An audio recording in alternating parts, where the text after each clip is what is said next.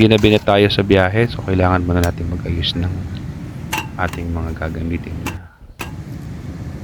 yung food na ating i-prepare at ang ating mga tutulugan tonight. So pahinga lang tayo ng konti. After nyan, makapagluto na tayo ng ating hapunan. Yan, meron tayong bigas dito. Yan, may binil na rin tayong gulay at syempre kailangan muna nating minom ng vitamins.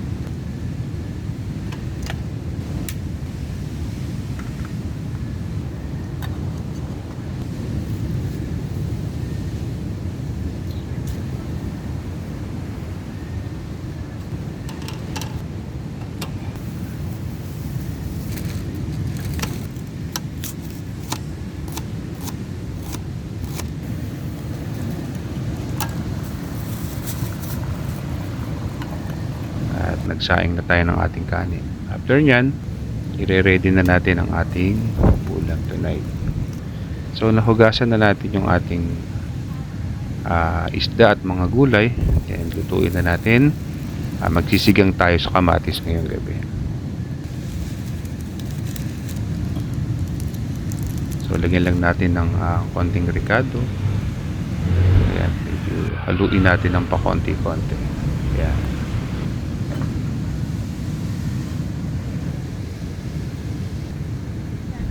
Tapos prepare naman natin yung ating almusal bukas, yung ating manok.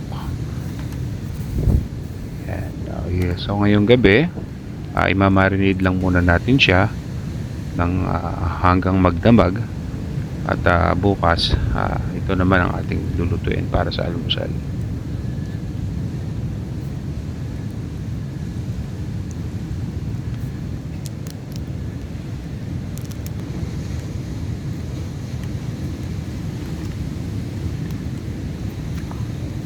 Haluin lang natin ng konti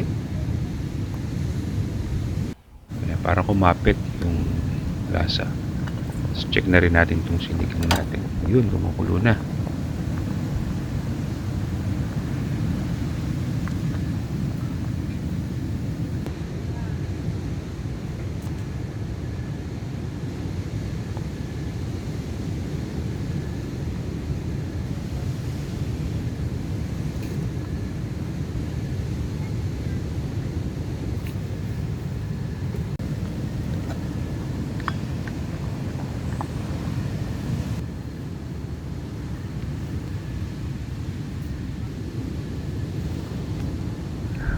Okay na yung ating niluto at magsasabik na tayo ng ating hammock. So dito tayo mag-overnight ngayong gabi. Dahil maganda naman ang panahon, maraming mga bituin, maliwalag ang kalangitan, malakas ang simoy na hangin, so walang lamok.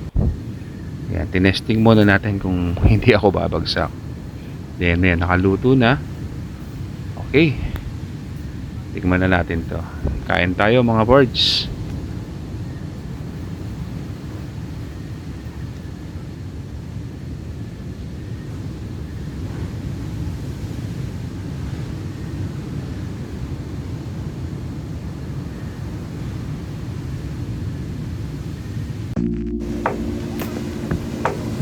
Okay, good morning mga birds. So naparami ako ng kain kagabi. Ayun. Ngayon umaga, ikot tayo ngayon dito sa Pacific Sunrise. Ito nga pala ay located dito sa San Ildefonso, Casiguran, Aurora. Ayan. So kung mapapansin natin mga pards, ang buhangin nila dito ay white sands. Ayan. Puting-puti ang buhangin nila rito. Ayan. Tapos dito sa may bandang gitna, ang kagandahan dito, Bermuda grass yan mga pards.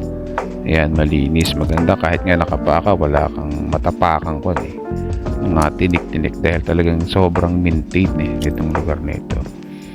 So marami pa lang nagdatingan pa kahapon, ayan, or kanina siguro nagsidating to habang tulog pa kami. So ayan, ang mga nag-set up sila ng mga kanilang mga tent. Dito nga pala mga pards, ang entrance fee ng resorts nila rito ay 50 pesos. Ayan, 50 pesos po per head. At ang pagpipinch po ng tent dito ay 300 pesos po. Siyempre overnight po yan. Pagka po kayo ay magpipinch or mag-tent dito sa Pacific Sunrise. Ayan o. Kitang-kita naman natin mga pards kung gaano kalaki na itong lugar. At ako mapapansin nyo mga sir, yung may mga TP house silang pinauupahan dito. At ang halaga ng TP house nila ay 1,500 pesos. Ayan. Pacific Sunrise, San Ildefonso Beach Resorts. Ayan, punta naman tayo rito sa kanilang shore, sa dagat. Ayan mga pards. Kung mapapansin nyo, itong dagat nito napakalakas ng alon nila rito. Ayan. So, in fact, hindi sila dito hindi nila inaalaw na magpaligo dito sa tapat ng kanilang mga beach. Yung beach na yan dahil sobrang lakas ng alon at marami na raw mga nalulunod dito, lalo na yung mga lasing nagiinom, kaya pinagbawal yata ng barangay ordinance nila or city ordinance na maligo dito sa specific area na ito. Kaya malakas sa mga pards ang alon dito. Ito nasa side po tayo ng Pacific dahil ito po Aurora. Yan, ang Aurora po ay nasa kanang bahagi ng ating mapa. Pero meron silang dito area na pinapaliguan dun sa may bandang dulo, yung tinatawag nilang Tibo Tidal Pool. Yun, so mamaya mga pards, titingnan natin yun, papasyalan, baka pwede tayo makaligo doon. Dito sa specific area nito sobrang lakas talaga ng alon. Yan, kahit ako hindi naman ako takot sa tubig at marunong akong lumangoy, hindi talaga ako maliligo. Yan. Limbit sila dito. Yan. Sobrang kasing lakas ng alon. Yan. So, 4 na raw yung nalunod dito. 2 patay, 2 buhay. Yan. Kaya sobrang higpit nila. Lalo pag ganitong malakas.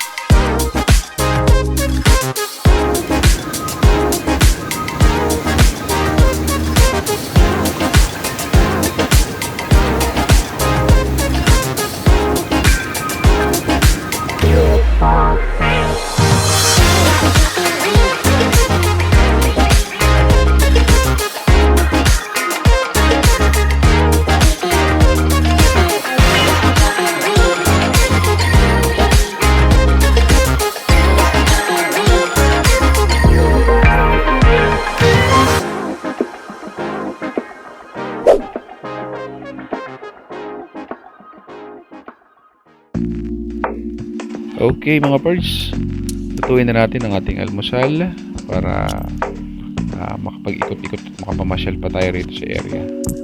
Ayan, basta pritong chicken lang tayo ngayon, saka kamatis na may itlog na maalat. Yun lang mga parts.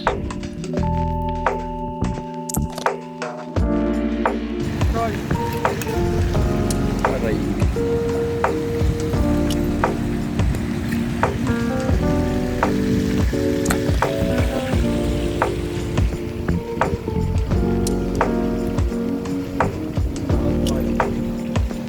Sa buhay na maraming pagsubok, pagsusuko, pagkus bigyan ng oras ang sarili na makapagpahinga at maging masaya. Hindi kailangan ng maraming pera. Hanapin mo ang magbibigay sa iyo ng kapayapaan at kapahingahan. Kapayapaan ng isip at kaluguran sa puso. Matuto tayong magtiwala sa Diyos. Ride safe lang tayo mga pards. Takbong daddy lang. Dahil meron pa tayong pamilyang babalikan. God bless po.